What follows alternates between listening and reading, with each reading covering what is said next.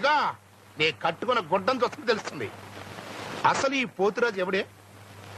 నీకు మొగుడు. అదే నా కర్మ.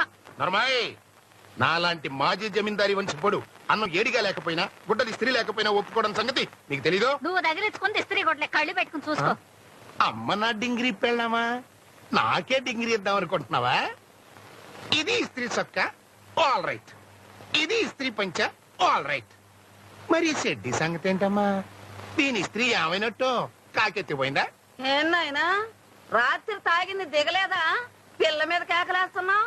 కేకలేటం కదే అత్తమ్మా, నీ కూతుర్ని కరిచేసి కొరికేసిన పాపం లేదు. కుక్క ఏమన్నా కరిసిందేమే? ఏం పాడు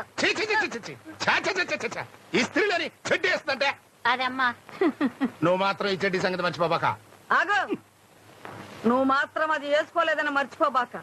దారిలో ఎక్కడైనా పంచోడిందంటే చస్తారు జనం చూడలేక.